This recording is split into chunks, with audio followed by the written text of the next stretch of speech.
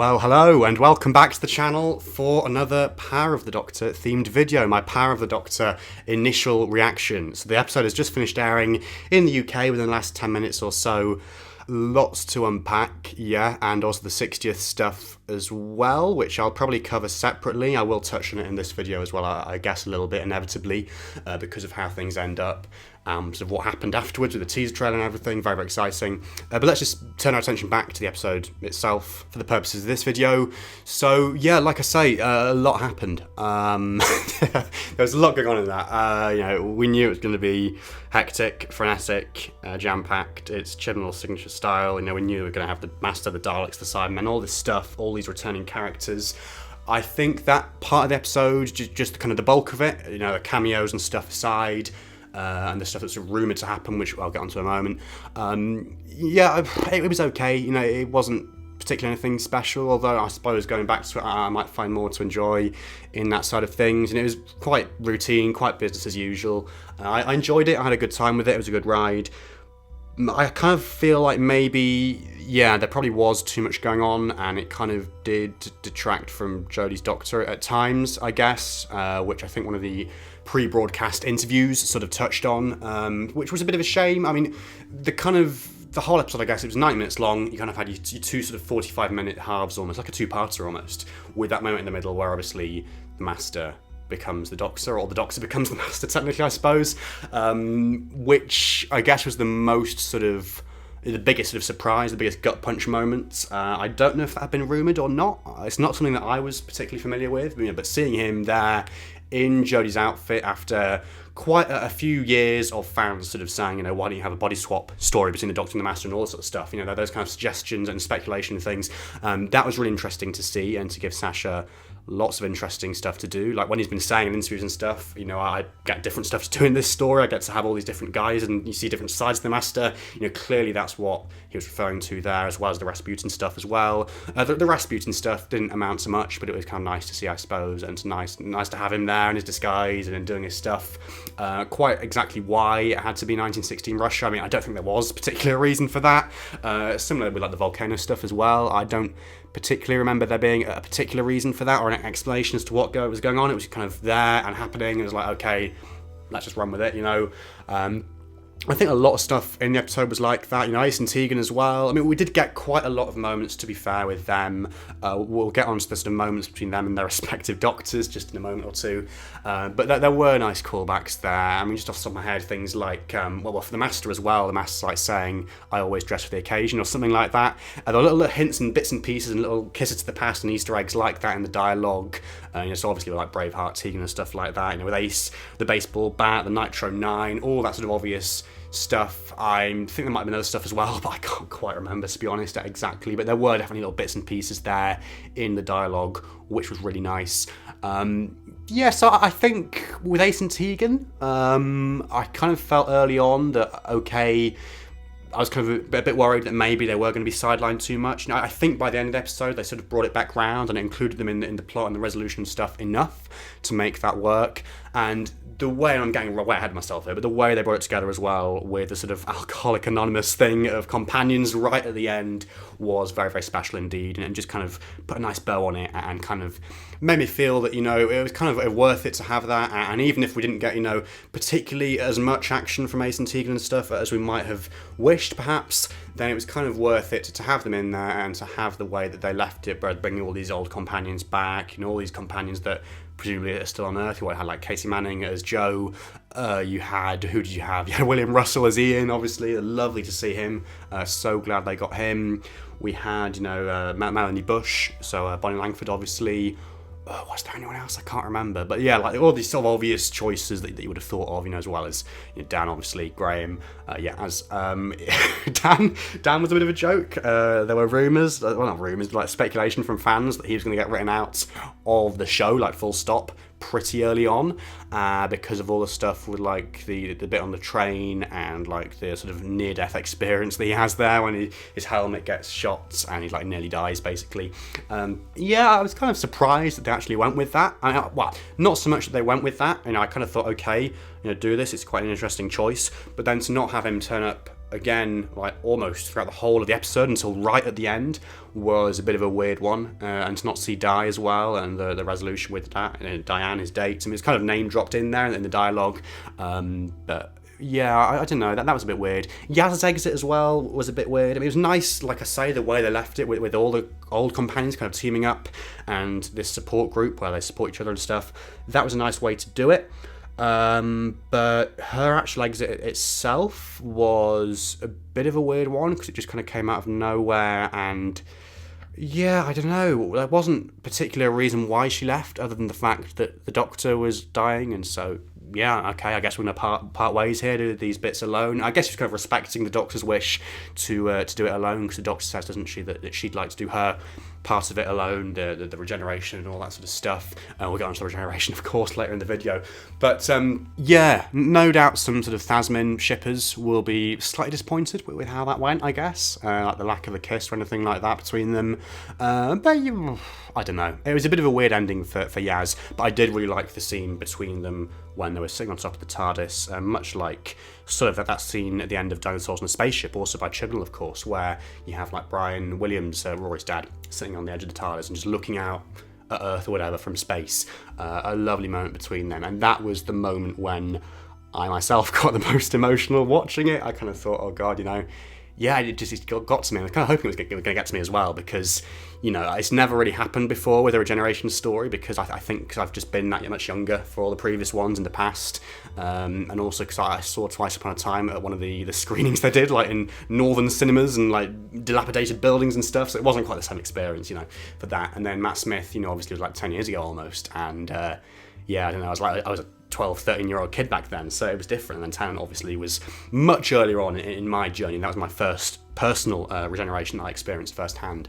So yeah, I was kind of hoping it was going to hit me, and I'm kind of glad that it did, really. I was kind of glad that it did hit me, and, you know, just, yeah, I was sad to see her go. I think the actual regeneration itself, less so, like the actual bit on the cliff and everything. But yeah, I guess let's talk about the regeneration and how that worked, how that came across. You know, we'll save discussion of David Tennant possibly for either later in the video or a completely separate video. Yeah, I liked how it was done, I think, overall. I liked the way it was interweaved with the Alcoholics Anonymous thing, you know, let's call it that, because it's kind of how it was set up.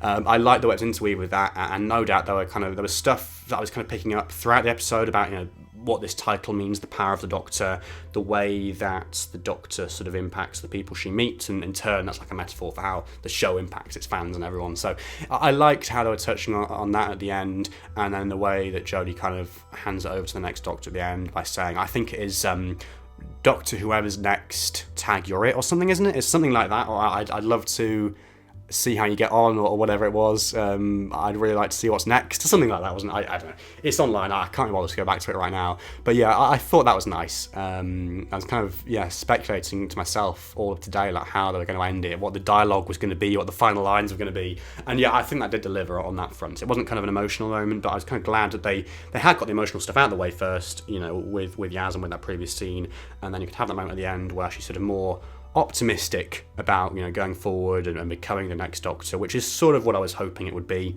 with the sunset as well and everything, obviously kind of harking back to like the imagery from the very first promo images, the stuff like with the Ghost Monument, the famous silhouette one, that was really, really nice, and like the new dawn and everything from the Series 11 promotion. Yeah, so I liked that. I guess the one bit I haven't really touched upon is the classic Doctors. Let's get onto that now.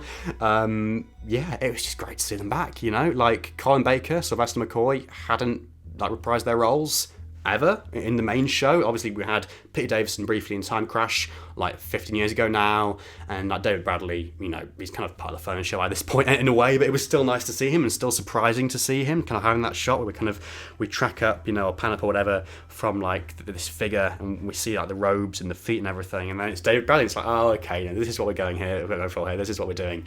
So the rumours were true, you know, the rumours were true. It's a shame that there were the rumours and it kind of leaked, but I guess it would have taken quite a lot of people off guard, just like the casual viewer or whatever, and it was just lovely to see them all. And Paul McGann as well, that was really interesting. I was kind of saying to myself, when that sequence was happening, when they were sort of morphing into each other, is Chris Eccleston going to appear? Have they got Chris? Have they got Chris? No, obviously they haven't got Chris. It's a shame, but what can you do, really? So, yeah, and then obviously the other New Who Doctors, maybe they'll appear next year, who knows? And then David Tennant, obviously, at the end, which we will get onto. We will get onto David Tennant. But yeah, it was great to see them, and the way they did it with the holograms as well, sort of morphing into the Doctors like Thrace and Tegan, them seeing their own respective Doctor as the hologram was really nice, and kind of I was hoping for them to get away with it if they were going to bring in, Peter Davison, Sylvester McCoy. That was a great way to do it, a great excuse to have them back, and to have the closure for those characters as well. And so it was really beautifully done, I thought, that kind of thing. And having Ace kind of team up with Graham as well, sort of setting something up there maybe as well. Weird to not see Ryan back. I don't know if it's like filming dates for Ted and Cole or whatever, but yeah, that felt weird. It kind of felt like you almost want him back, and maybe other elements as well from the era, for it to feel like more of a celebration of this actual era rather than the whole show. But then the brief, I suppose, was so unique for this episode, being a centenary special for the BBC Centenary. So yeah, you can kind of take what you can get, I suppose. So the Master as well. The Master's plan. Yeah, I've kind of touched on it already. It was interesting the way they left it with the character, and that kind of shot when he kind of turns back into himself in the booth, and he kind of says, I really want to be you, or something like, I'm paraphrasing obviously, but something like this. I really want to be you. Please don't make me be myself again, or something like that. Like, please don't force this back onto me. Please don't make me be who I was before.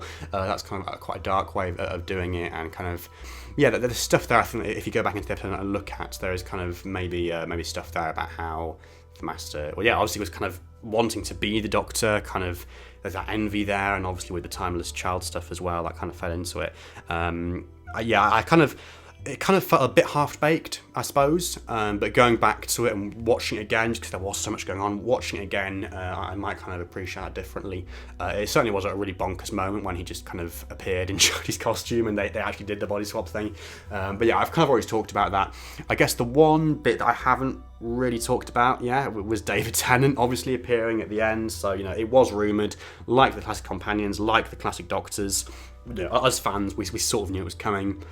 Even down to like the what thing going on there. So that was interesting. I don't know. I kind of feel like because it was rumoured, and because we were so familiar with the rumour, it kind of didn't perhaps have the impact that it might have had. But still, to actually see them have the balls to do it and to go with that and run with that, that was really interesting to see. And then obviously the teaser trailer afterwards as well, which I will dissect in another video. I think it has been officially confirmed now, just looking at the article that they released. So I will talk about this in more depth, but I think it has been confirmed that David Tennant is the 14th Doctor and Ncuti's the 15th. So, that's actually official now, the way it's working with the numbering and stuff. So yeah, obviously lots to think about there for the show's future, and lots to dissect. But, to go back to this episode, obviously do let me know what you thought in the comments below. I mean, personally, for me, like I say, it was very frenetic, it was very jam-packed. It was very Chibnall in that sense. I think it was a shame that there perhaps weren't more callbacks to the era itself, into the era's storylines and stuff. And for instance, like with that pre-title sequence, we all kind of thought, or at least I thought, that that's going to be the timeless child, the child that was in the cargo. So when it didn't turn out to be that, it's kind of like, oh, okay.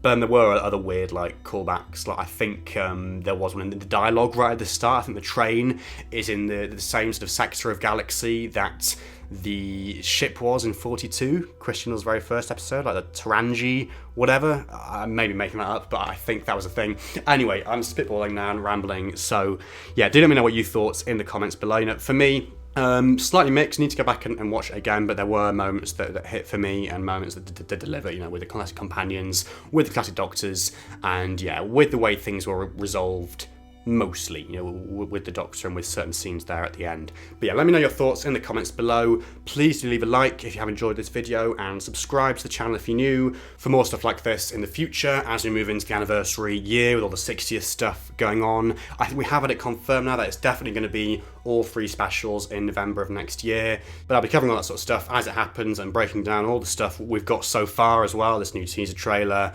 and all this new information. So stay tuned for that. Make sure you are subscribed. But otherwise, thank you so much for watching, and goodbye for now.